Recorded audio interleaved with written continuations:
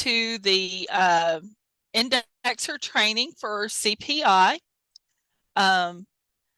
Today we're going to be looking at articles and stuff like that. But before we do that, I'm going to turn it over to Sarah for a couple of things that I believe she is going to kind of talk about in general, just about indexing. Okay. So welcome y'all. I'm excited to see so many faces today. And just to get a sense of the room, I thought we could do a little quiz about what kind of experience you have with the Christian Periodical Index and with cataloging. And so if you want to answer 2 quick questions, that'll give maybe a time for a couple more people to join us.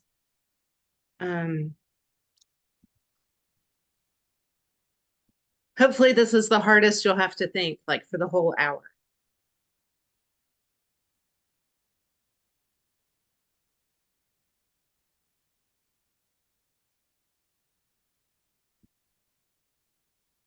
All right.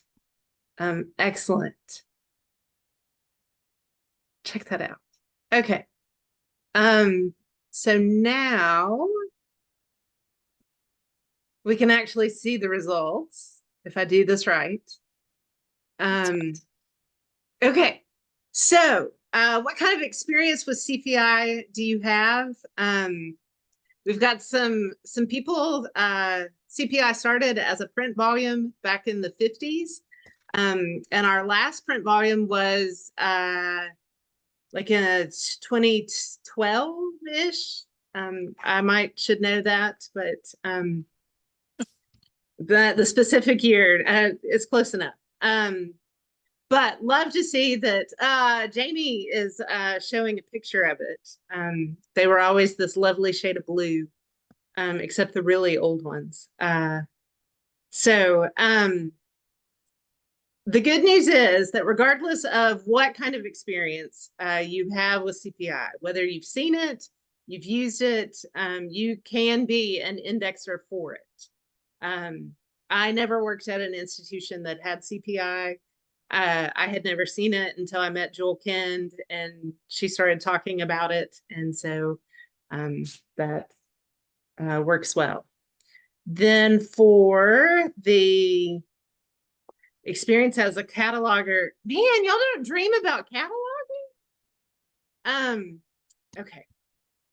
I for sure do. Maybe sometimes. But the good news is that regardless of whether you catalog currently or in a previous position, or you just do something totally different, you are qualified to be an indexer. And so we're really glad that you're here. So I will turn it back over to Lori and Jamie. To me. Yeah. Okay. Real quickly, I want to remind you all that this is a series of workshops. This is the first part, and it deals with the reviews. The second part next week is going to deal with indexing articles. And the third part is going to be a kind of a hands-on practice. On the 4th Friday of February, we will have advanced CPI training. You all are welcome to come back to that, whether you index or not. It's going to be kind of a question and answer session, and we'll just kind of see what types of things that some of our advanced people who are already indexing, kind of the questions that they have, and so forth like that. Also, I want to remind you that after session 3, we will have a drawing for a gift card, which will be a nice bonus, kind of a door prize.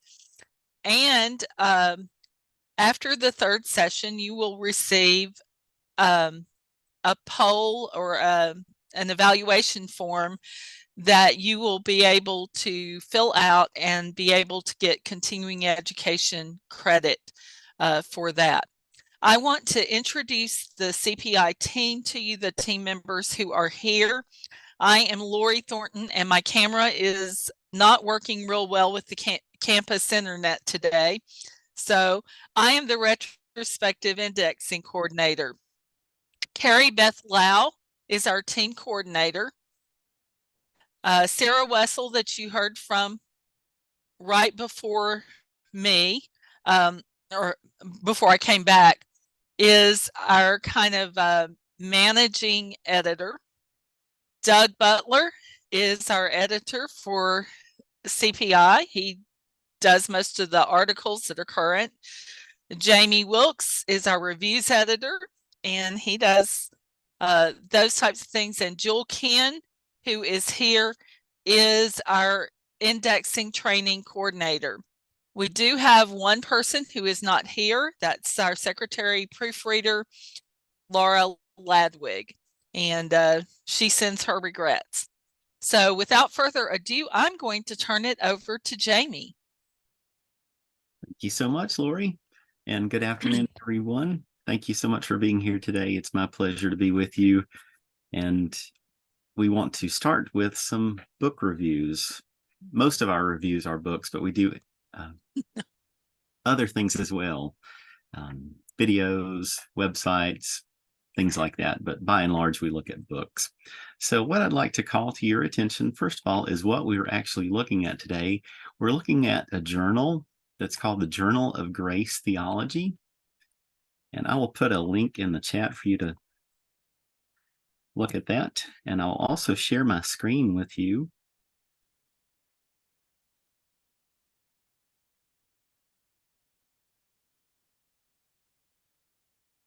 And can everyone see the screen now, either on your computer or mine?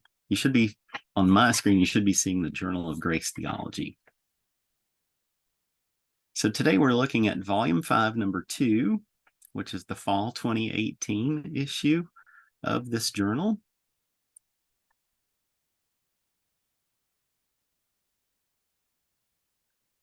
And down in the bottom, I'm going to click on toggle thumbnails so you can see individual pages.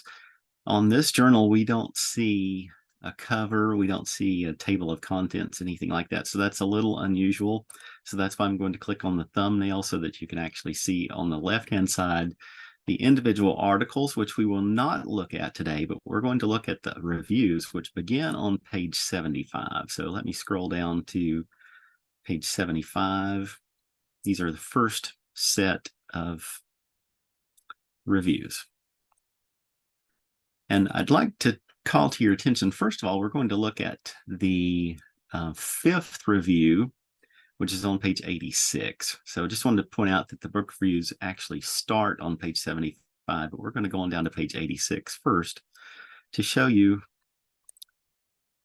a review that we're going to actually work on today in this workshop. So part of the book review is the author, part of the book review is the title, other information. How do we format our information for the Christian Periodical Index? Well, one of the things that we do is we take a look at the Library of Congress authorities.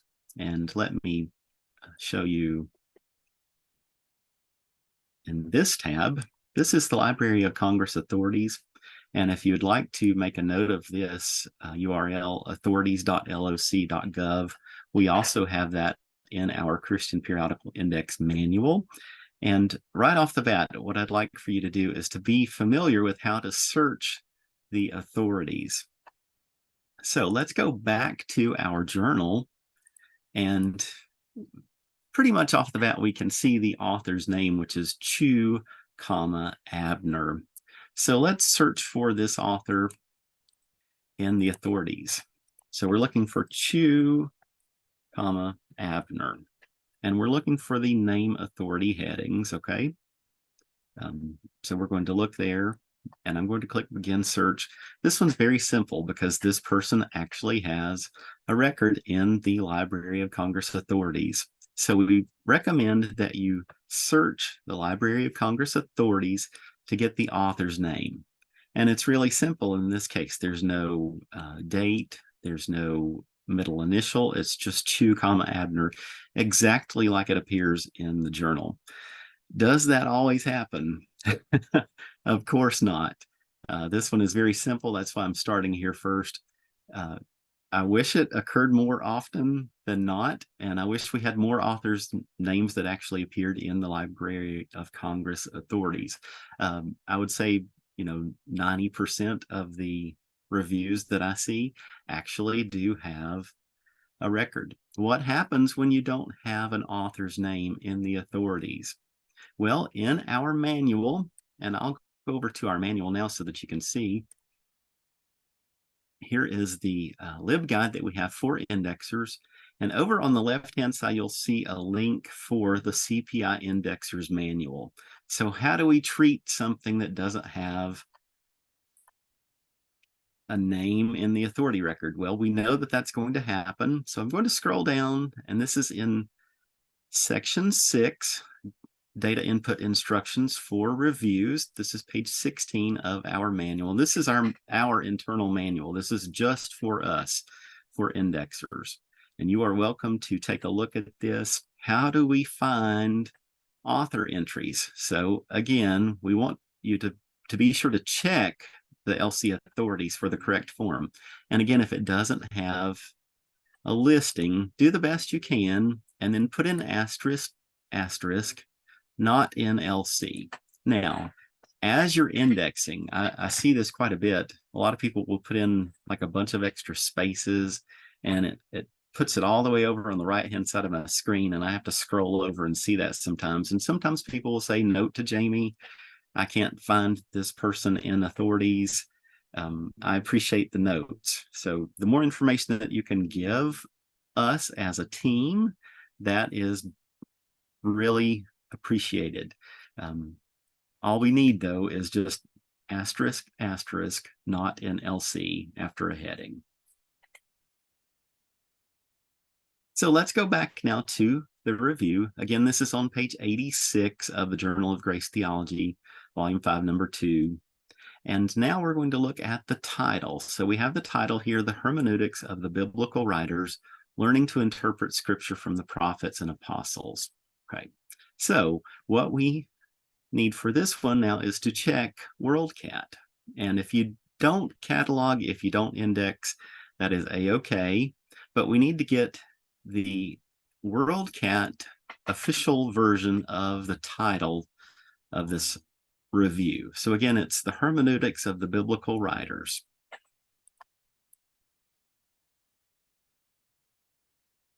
And just for fun, I'm going to put in the author's name, which was Chu. Remember, Chu, Abner. And I'm going to click search. And again, this one is fairly straightforward. My first result is the actual book. I get the cover as it appears in the print version. How do I know that there's another version? This is right here, also available as an ebook. And I can see on the right-hand side, there are other formats, maybe an audiobook or something else, I'm not sure.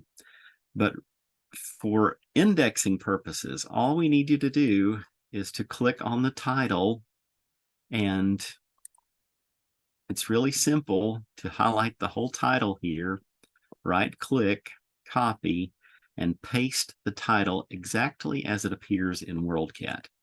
Now, I see lots of different ways of doing things as one of the editors. I'll see a title sometimes, and then a colon, and then a capital letter for the subtitle. Sometimes I'll see a couple of spaces after the colon. Sometimes I see no space before the colon.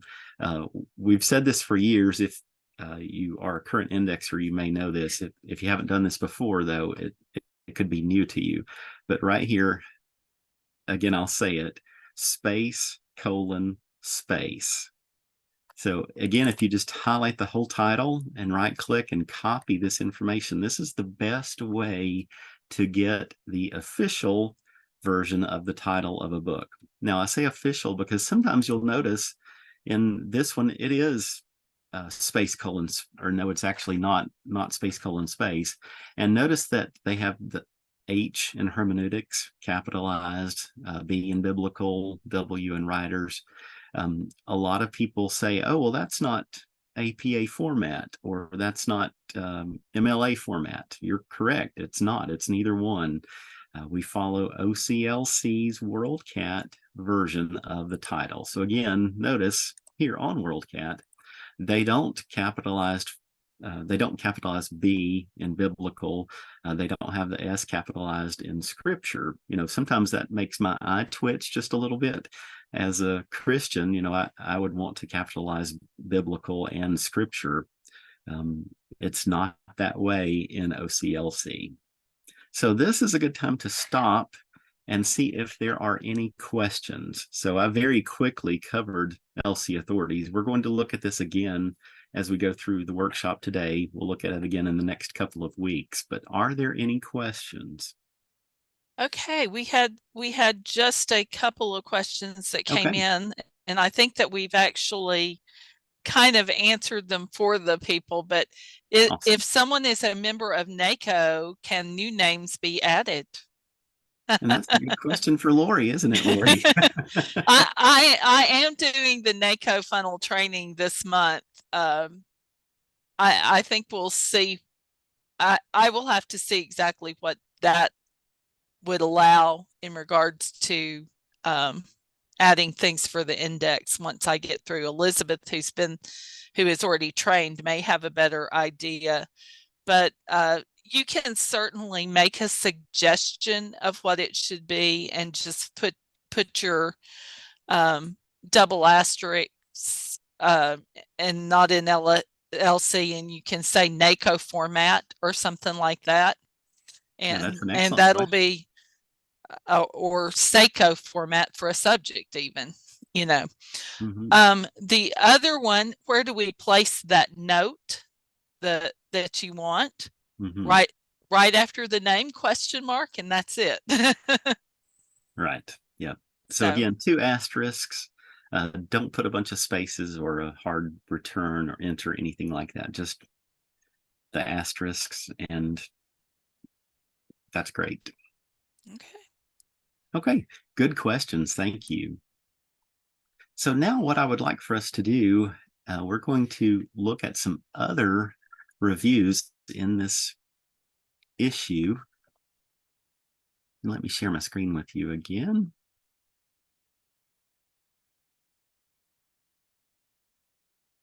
So let's take a look at the very first review, and that was on page 75. And what I would like for us to do, we're going to break out into groups. And let's see, Sarah, I believe you're going to divvy us up into maybe 2 or 3 groups. So I'd like the first group to look at this first review. This is on page 75, the Glon review. And for group 2, what I would like for you to do is look at the Moreland and others review. That's on page 77. And group 3, we're going to look at the McKnight review, which is on page 80. And so hopefully as we divvy up into groups, you will have a member of the team, and team members will be able to answer questions. And Sarah is going to give us a form that we can work on this together as a group.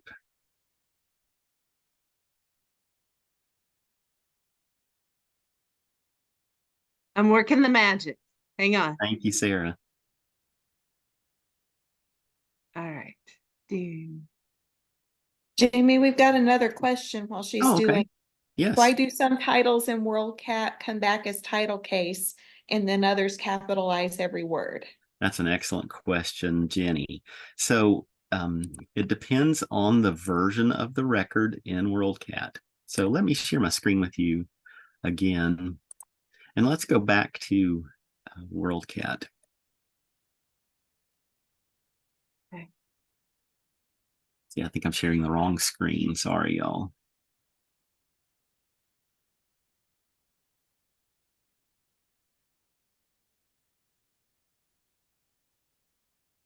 Okay. Okay, can you see my screen now? So let's go look at the previous screen in WorldCat. So I mentioned the ebook record. It probably has some different capitalization, also the different formats. So let's look at all formats. And this will get us the print version of the record. This will get us ebook, audio, whatever else is out there. And you will see, yes, there are different ways of doing this. Let's take a look at this first one. So notice the H is capitalized, others are capitalized. They do have space, colon, space, which is great, but this is not the version that we prefer. So how do you know? So again, look at the first record here. Sometimes it's right, sometimes it's not. And this is another good reason to then look at the manual. The manual is going to tell you exactly how to do this. So let's take a look now at the manual. And let's look for title entries. Enter the title of the book or other material being reviewed. Check each title on OCLC and use that format for titles. If there is no record on OCLC, again, we prefer the 2 asterisks and then put not in OCLC. How do you know what's right and what's not? We give you some examples, and you can see those on down the page here in our manual. And we're going to talk about series. We haven't actually done that yet. We're going to do that in our breakout groups. So are we ready to do our breakout groups, Sarah? We are. Okay, awesome. Off you go. Okay, thank you. Thank you, Deborah. Okay, so did y'all have the Glon article?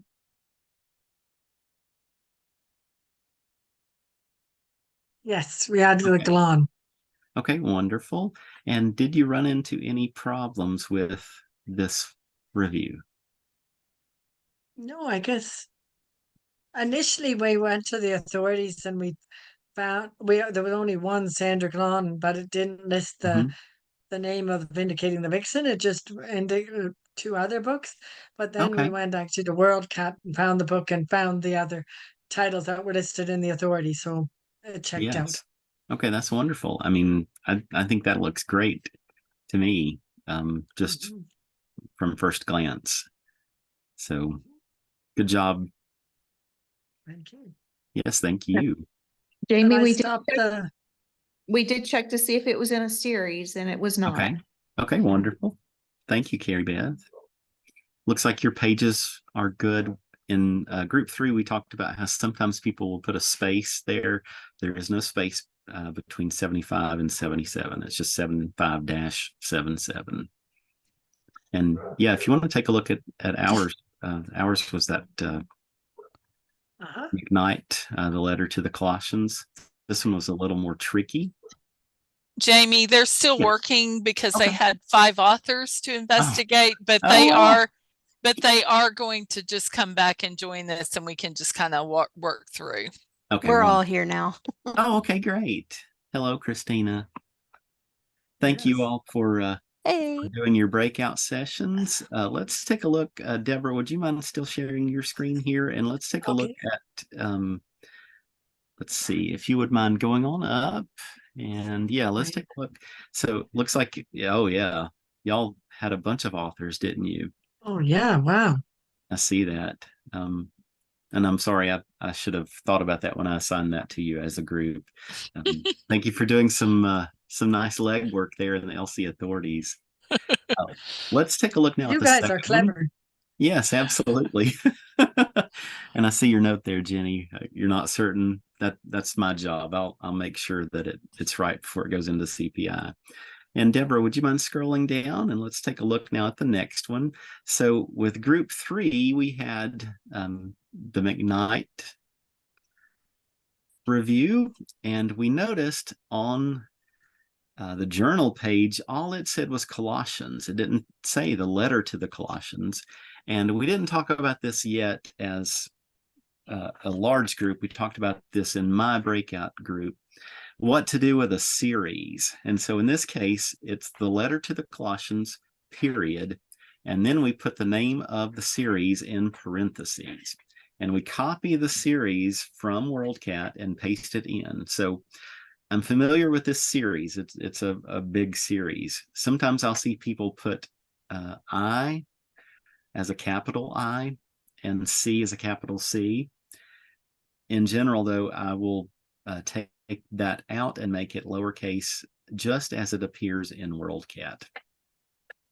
A note on the pagination, again, we talked about this before the second group came into the large group, 80-83. Sometimes people will put a space around the dash. That is not correct. So it's just 80-83. A note on the month or the season. Back on the journal page, it says JGT Fall 2018.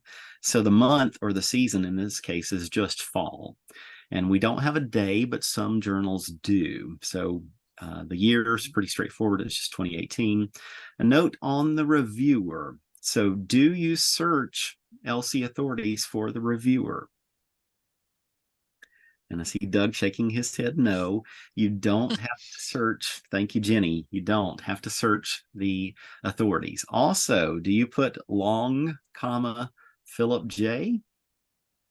Do you put long, comma, P, period, J, period? Do you put long, comma, P, period, space, J, period? Do you put Philip, space, J, period, space, long? In this case, it is exactly as it appears in the journal, Philip J. Long.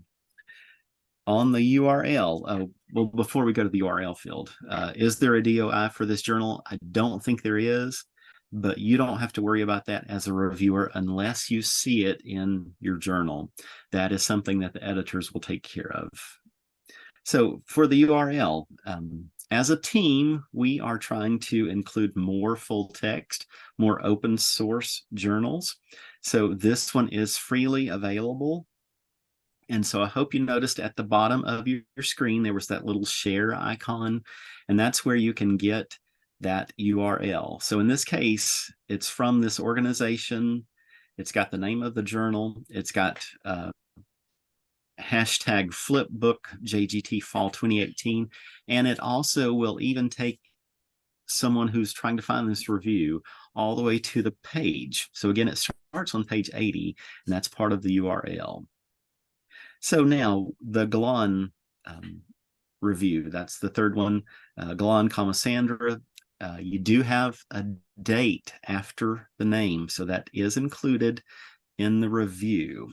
So Lori will talk about this next week when we get to articles. You don't put dates in the author field for articles, but you do for reviews. So again, the title, Vindicating the Vixens, space, colon, space, exactly as it is in WorldCat. It's not that way in the journal. It had Vindicating the Vixens, no space, colon, and then the subtitle. So make sure that you get your title, space, colon, space, subtitle, exactly as it appears in WorldCat. You've got the name of your journal. You've got volume 5, number 2, 75-77. That's all perfect. Kimberly McFadden. Don't have to search LC authorities. You've got your URL. So that's great work there with group 1. Did you run into any problems? No. That's good. If you do run into problems, just remember that we as a team are here to help you. You'll find all of our email addresses on the Indexer's LibGuide. You're welcome to reach out to us by email, phone, any way you can. We'll answer questions as much as we can. Yes. Is it okay to copy and paste from authorities or only OCLC? Yes, Christina, it is okay to copy and paste from authorities. In fact, I think that's the best way to do it. Can I ask a quick question? We got waylaid because we had the 5 authors, and the one name was like, there's like 24 entries in the authorities. Oh, wow. So, okay, so we had a little bit of fun trying to figure it out. And we only went to the record itself. Actually, I went to the record in connection. And so we determined, okay, that's the good, that's the record. And they were looking at WorldCat record too for the book itself, to try to figure out, okay, which Christopher Shaw, there's a whole list of them. And so it's sort of we were just saying to the group, it's kind of a detective story. Sometimes you have to go trying to figure out, okay, what has this person written other stuff? Are they the first one happens in the record, in the authority record, it happens to list a couple of things that look like he was a Christian writing from a Christian perspective. So it's probably him. And it turns out it was him. But so it's just kind of a game you play sometimes. Sure, yes. Christina, you saw Carrie Beth's response there on just a clarification on what to copy and paste. Make sure that it's from that results list, not from the MARC record, because the MARC record will include all of the subfields. So it will look weird. It will include dollar signs and like a straight line on either side of it. So yeah, make sure that if you do copy and paste from that, it's from that results list, and that will get last name, comma, first name, comma, and then that date. And Jamie, I don't have the authorities up, but I think they're at the top of the MARC record. I think it may have in a heading the name without the authorized name without the subfields. Gotcha. So you can get it from that heading too. Yes. In my group, we did copy and paste directly from that result list. But yeah, good point there, Carrie Beth. And I think someone else had a question. I heard someone speaking. So I was just commenting that when we copied and pasted from Library of Congress, it brought over a link, so we had to remove that. Oh, link. yes. My group had the same thing, Jenny. So yeah, make sure if you do pull in that URL, it won't transfer into, or I don't think it does, into Library Master. It doesn't come into Notepad, but it would do it on the online form. Isn't that right, Sarah? Yeah, it's not a big deal if the hyperlink is still there. Okay, cool. So I think we've got 2 minutes left. Did everyone see Lori's note? Yeah, go ahead, Lori. Okay. I was just going to say, if you're dealing with a foreign language, you want to remove all the diacritics. You didn't mention Russian, but it's got those funny looking things. Yeah, I just was just saying, etc. Yeah. So yeah, just in general, any kind of so special accents, the cedille in French under the letter C, anything like that. Make sure that you take those out, please. Or Swedish. Yeah, the little degrees thing. Yes, accent acute things in. That's one thing I do see in the articles when I'm a lot of those weird squiggles and lines and I see that in some of what I get too. So marks or they just forget. They just forget. Just in general, we prefer text only. Yes. So we've got a minute left. Are there any other questions before we dismiss for today?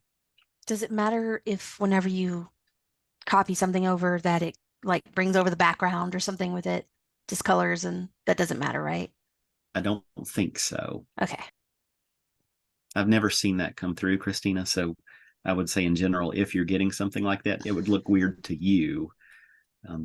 On our paper, you can see a discolored on the examples that we just put in. So it's got on the Google sheet. Right. Well, the difference is the Google sheet is a doc. You're going to be working with just a text editor, probably. Okay. You're going to use like Notepad or Cot Editor or something, or whatever the text edit in Mac, whatever. Okay. So. Okay, well, it's 3 o'clock. So, man, this hour flew by fast. Thank you all for your participation today. Thank you for the wonderful questions. We look forward to seeing you again next Friday. Thank you so much.